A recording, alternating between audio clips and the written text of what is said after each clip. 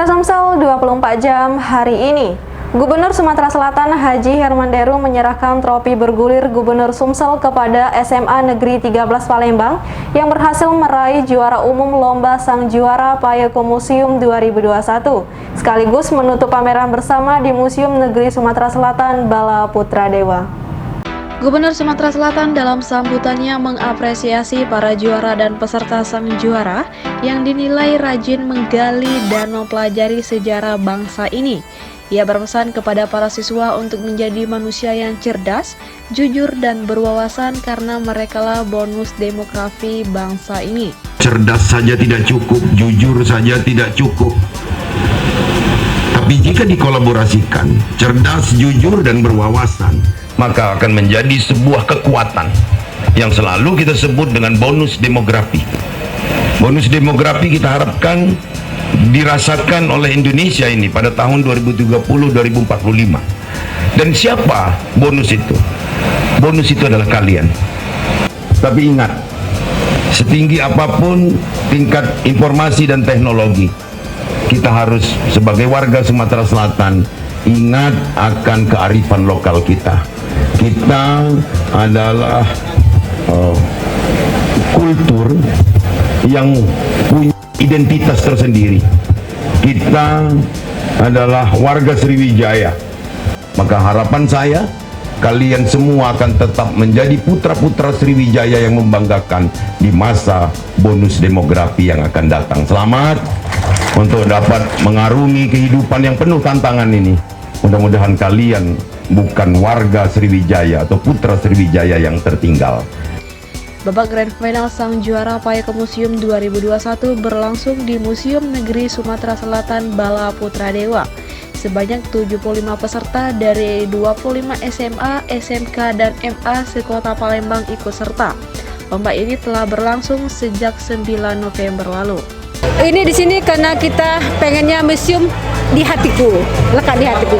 Jadi kita ingin mengajak para guru, terutama guru sejarah ya, dan juga siswa-siswa pelajar SMA, SMK, dan Madrasah Aliyah ini untuk mengenal sejarah budaya, kearifan lokal, khasanah, budaya semua Sumatera Selatan ini.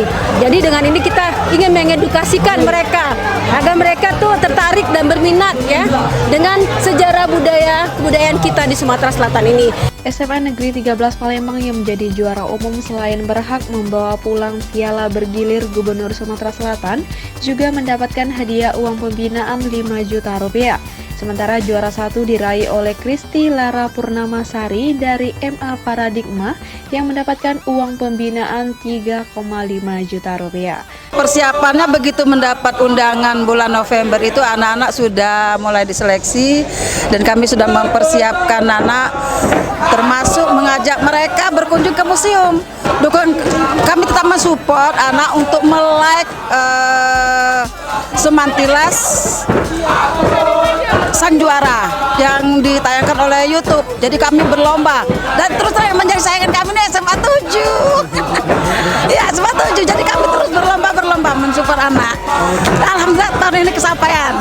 Keinginan dan cita kita untuk menjadi yang the best. Oke. Nanti digunakan apa, Bu? Ya, terserah anak-anak maunya kemana. Yang jelas gurunya sudah senang. Anak-anak sudah mengharumkan nama sekolah.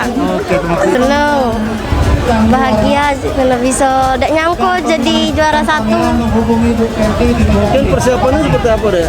Belajar ini dari pagi sampai sore cik Cunun. Oh, itu dari sekolah langsung. Yo, itu tandanya kalau berusaha cik Cunun. Berusaha nih dapatkan juara cik Cunun. Juara apa aja? Tidak nyangkut sih dapat juara 1. Reporter dan juru kamera tim Sumsel 24 jam palpress.com. Pemirsa, 2 tersangka pidana umum dinyatakan bebas oleh Kejaksaan Negeri Musi Banyuasin. Pernyataan bebas tersebut dilakukan dalam program restoratif justice yang penyelesaian perkaranya di luar pengadilan.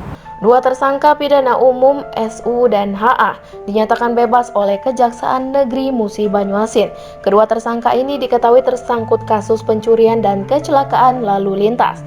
Pembebasan 2 tersangka dilakukan dalam menjalankan program restoratif justice atau keadilan restoratif. Kajari Mubah Marcos MM Simari-Mari mengatakan restoratif justice sebagai bukti tidak semua perkara bisa diselesaikan di pengadilan, namun juga diselesaikan di luar pengadilan dengan syarat belum pernah dihukum.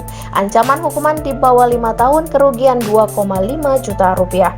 Kemudian berasal dari keluarga kurang mampu dan paling utama ada kesepakatan damai korban dengan tersangka serta respon positif di mata masyarakat terhadap tersangka yang memang berkelakuan baik di lingkungan tempat tinggalnya. Jadi gini, restorasi justice ini adalah mengembalikan keadaan kepada bentuk semula. Artinya perkara tidak harus semua diselesaikan di pengadilan, tapi bisa dilakukan di luar pengadilan. Tapi tentu dengan ada syarat-syarat. Pertama adalah tersangka belum pernah dihukum. Kedua, apabila itu menyangkut harta, maka kerugian tidak melebihi dari 2,5 juta. Kemudian ancaman hukuman tidak lebih dari 5 tahun. Dan yang paling utama adalah ada kesepakatan perdamaian antara korban dan tersangka. Sehingga kita memandang bahwa ini lebih respon positif masyarakat, kita tidak lanjutkan ke pengadilan. Makanya tadi ada 2 perkara, 1 perkara pencurian dan 1 perkara laka lantas. Sementara itu, salah seorang tersangka berinisial SU mengaku melakukan pencurian motor berlatar belakang tidak memiliki uang untuk pulang ke Kecamatan Air Sugihan, Kabupaten Oki. Dia mengaku sudah 4 bulan tidak bertemu orang tua, anak, dan istrinya, sehingga tersangka mencuri. Sementara korban pencurian sepeda motor, Sardiono, menyampaikan telah memaafkan tersangka. Susah Pak, mau diungkapkan itu semua susah Pak, apalagi kalau posisi seperti ini Pak kan. Sebenarnya sih pengen ketemu anak istri Pak, cuman dengan keadaan ini tadi Pak, harapan saya bisa ketemu anak istri. Ya, seneng kan bisa ketemu anak istri, kumpul, bisa nafkahi anak istri, orang tua saya, apalagi orang tua saya tinggal sendirian dengan laki-laki, sudah tua di masa rentannya. Ingin bener Pak. Dengan kejadian ini saya menyesal. Saya tidak akan mengulangi semua itu Pak. Reporter dan juru kamera Firdaus, Palpres.com. Program vaksinasi di Kabupaten Oku Timur masih cukup rendah. Saat ini vaksinasi di kabupaten tersebut baru sekitar 48% dari target 70%. Program vaksinasi di Kabupaten Oku Timur terus digenjot. Pasalnya sampai saat ini baru tercapai 48%, sementara target yang harus dicapai 70%. Upaya ini sebagai dukungan dalam percepatan program vaksinasi nasional. Diketahui vaksinasi bertujuan untuk membantu sistem imun mengembangkan perlindungan dari serangan virus COVID-19. Untuk melakukan percepatan program vaksinasi ini, Pemkab Oku Timur mengadakan rapat percepatan capaian vaksinasi yang dilaksanakan di Aula Bina Praja 2, Sekretariat Daerah Oku Timur. Kapolres Oku Timur AKBP Dalizon mengatakan, rapat percepatan capaian vaksinasi tersebut dilaksanakan dalam rangka memantau dan mengevaluasi pencapaian pelaksanaan vaksinasi di 20 kecamatan se-Kabupaten Oku Timur, di mana target yang harus dicapai adalah di atas 70%. Sementara Bupati Oku Timur Haji Lanosin Hamzah mengatakan, pada akhir Desember tahun ini, provinsi menargetkan setiap kabupaten untuk mencapai target vaksinasi 70%. Meski demikian, pihaknya bisa optimis bisa mencapai target tersebut. Reporter dan juru kamera Arman Jaya, Palpres.com. Berita terakhir Sumsel 24 jam hari ini. Tim penyidik tindak pidana khusus Kejaksaan Negeri Muara Enim menggeledah 3 kantor dinas Pemkab Muara Enim. Penggeledahan terkait dugaan korupsi pekerjaan proyek pelebaran ruas jalan Pulau Panggung hingga Segamit di wilayah Semenderaya. Tim penyidik Kejaksaan Negeri Kabupaten Muara Enim masuk ke kantor dinas PUPR Kabupaten Muara Enim yang berada di kawasan Islamic Center Kota Muara Enim. Kedatangan mereka yang mendapat pengawalan aparat kepolisian ini diduga melakukan penggeledahan di kantor tersebut. Selama proses penggeledahan berlangsung, awak media pun hanya memantau perkembangan dari jauh. Tampak penyidik keluar masuk melakukan penggeledahan di ruang bidang-bidang dan ruang sekretariat dinas PUPR. Setelah 2 jam melakukan penggeledahan, tepatnya sekitar pukul 11.30 siang, tim penyidik keluar dari kantor dinas PUPR dan membawa koper hitam langsung menuju mobil. Tidak selesai di situ, ternyata tim penyidik kejaksaan juga melakukan penggeledahan di gedung Badan Pengelolaan Keuangan dan Aset Daerah Kabupaten Muara Enim dan unit layanan pengadaan di lingkungan sekretariat Pemkab Muara Enim. Selama penggeledahan berlangsung, tim penyidik tindak pidana khusus Kejaksaan Negeri Muara Enim mengumpulkan bukti dokumen dugaan tindak pidana korupsi terkait pekerjaan proyek pelebaran ruas jalan Pulau Panggung Segamit. Kepala Kejaksaan Negeri Muara Enim Irfan Wibowo melalui Kasipitsus Ari Prasetyo mengatakan dari 3 tempat lokasi penggeledahan diperoleh kurang lebih puluhan dokumen terkait pekerjaan proyek pelebaran ruas jalan Pulau Panggung Segamit yang sedang dilakukan proses lidik.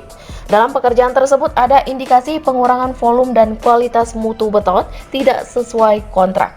Misalnya dari 3 tempat tersebut kita peroleh kurang lebih puluhan dokumen terkait dengan kegiatan yang sedang kita lagi selidiki.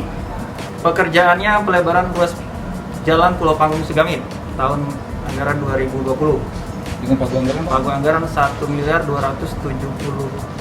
juta rupiah. CP-nya Bang? Vendornya CV Tania Surya Badi. Indikasinya Bang apa Bang? Indikasinya ada kekurangan volume dan kualitas mutu beton yang tidak sesuai dengan KAK kontrak.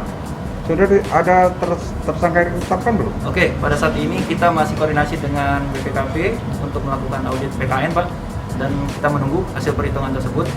Oke, tidak lanjut pasca itu baru kita melakukan tindakan selanjutnya. Reporter dan juru kamera Ahmad Fuadi, palpres.com. Demikianlah berita Sumsel 24 jam hari ini. Untuk pemirsa Sumsel 24 jam, jangan lupa tetap menerapkan protokol kesehatan seperti menjaga jarak, mencuci tangan, dan menggunakan masker. Saya Sri Depi, sampai jumpa.